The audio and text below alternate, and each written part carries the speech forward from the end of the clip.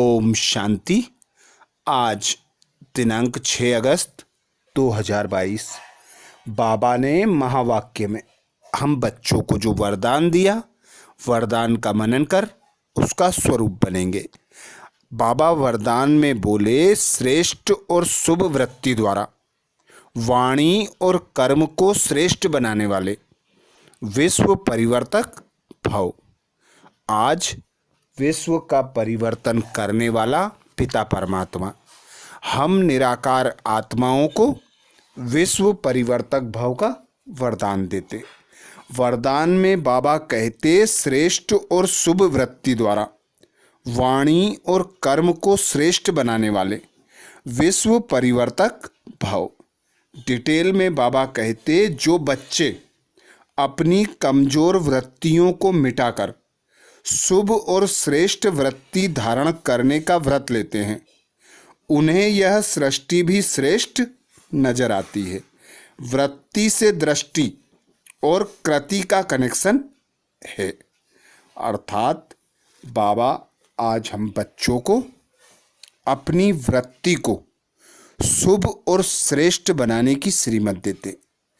बाबा कहते कि जो बच्चे अपनी कमजोरियों को अर्थात वृत्ति की कमजोरियों को, कमियों को दूर करने का व्रत लेते हैं, उन बच्चों के संकल्प शुभ होते जाते हैं, शुद्ध होते जाते हैं। वे सर्व आत्माओं के प्रति शुभ संकल्प, श्रेष्ठ संकल्प रखते हैं। तो जिस प्रकार से हमारे संकल्प होते हैं, संकल्पों का व्रत बनता है, व्रत से फिर हमारी वृत्ति बनती है और वही वृत्ति हमारे बोल द्वारा आती है, और जब बोल में आ जाती है तो वह हमारे कर्म में प्रत्यक्ष होने लगती है। इसीलिए बाबा कहते कि वृत्ति का कनेक्शन वाणी और कर्म से है। तो जैसे हमारे संकल्प होंगे वैसी ही हमारी वाणी होगी और वैसे ही हमारे कर्म होंगे। इसीलिए बाबा कहते, तुम विश्व परिवर्तक बच्चे हो, तुम हीरो पार्टधारी आत्माएं हो। तुम्हारे संकल्प सर्व आत्माओं के प्रति शुभ होना चाहिए, श्रेष्ठ होना चाहिए, क्योंकि जितने तुम्हारे शुभ भावना, शुभ कामना होगी, संकल्प भी शुभ चलेंगे, वृत्ति भी शुभ और श्रेष्ठ होगी, और जैसी वृत्ति होगी वैसे ही तुम्हारे बोल निकलेंगे और वैसे ही श्रेष्ठ तुम्हारे कर्म होंगे, क्योंकि वृत्ति का कनेक्शन वाणी और कर्म से है। आगे बाबा कहते, कोई भी अच्छी व बुरी बात पहले वृत्ति में धारण होती है, फिर वाणी और कर्म में आती है। वृत्ति श्रेष्ठ होना माना वाणी और कर्म स्वतः श्रेष्ठ होना। वृत्ति से ही वाइब्रेशन वायुमंडल बनता है। श्रेष्ठ वृत्ति का व्रत धारण करने वाले विश्व परिवर्तक स्वतः बन जाते हैं। तो जैसे हमारी वृत्ति होगी वैसी हमारी दृष्टि होगी और वैसी ही हमारी वाणी होगी, वैसे ही हमारे कर्म होंगे। तो बाबा कहते, बीज है वृत्ति, बीज को सकारात्मक बना लो, शुभ और श्रेष्ठ बना लो, तो फल भी श्रेष्ठ होगा। तो अपनी वृत्ति को पावरफुल बनाना, शक्तिशाली बनाना, शुभ और श्रेष्ठ बनाना, जिसके लिए बाबा श्रीमत देते, अपनी वृत्ति की कमी कमजोरियों को मिटाने का व्रत धारण करो।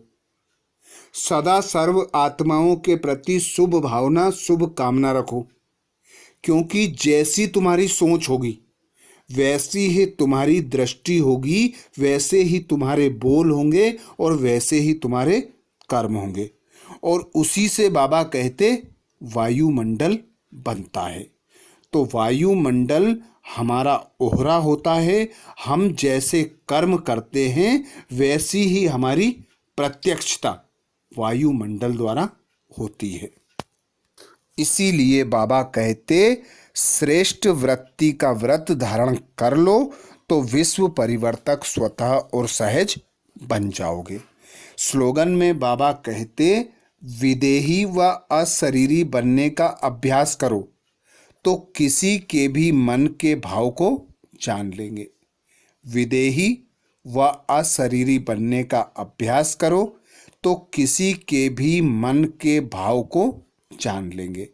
अर्थात हम जब खुद को आत्मा अनुभव करते हैं, अर्थात विदेही और अशरीरी बनने का अभ्यास करते हैं, तो हमारे मन बुद्धि एकाग्र हो जाते हैं, हम में एकाग्रता की शक्ति आ जाती है, हम अंतर्मुखी हो जाते हैं। तो जो बच्चे अंतर्मुखी और एकाग्रचित होते हैं वे बच्चे स्वतः ही सामने वाले के भाव को पहचान लेते हैं। इसीलिए बाबा कहते कि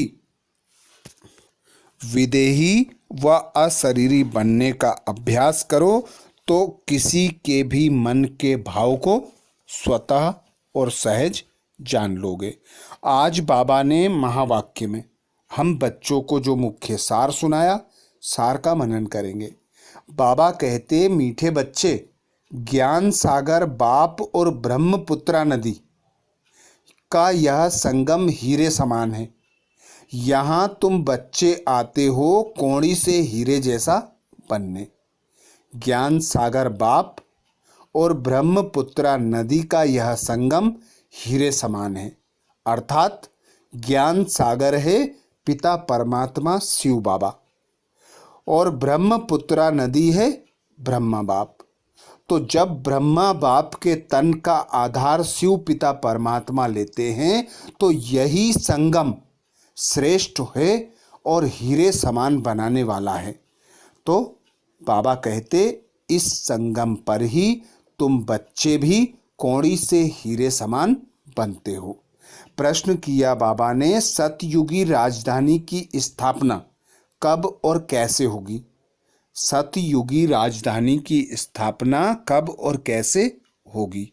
उत्तर में बाबा कहते, जब सारी पतित सृष्टि की सफाई हो, अर्थात पुरानी सृष्टि का विनाश हो, तब सतयुगी राजधानी की स्थापना होगी। उसके पहले तुम्हें तैयार होना है, पावन बनना है। नई राजधानी का संवत तब शुरू होगा जब एक भी पतित नहीं होगा। यहाँ से संवत शुरू नहीं होगा। भल राधे कृष्ण का जन्म हो जाएगा, लेकिन उस समय से सतयुग नहीं कहेंगे। जब वह लक्ष्मी नारायण के रूप में राजगद्दी पर बैठेंगे तब संवत प्रारंभ होगा।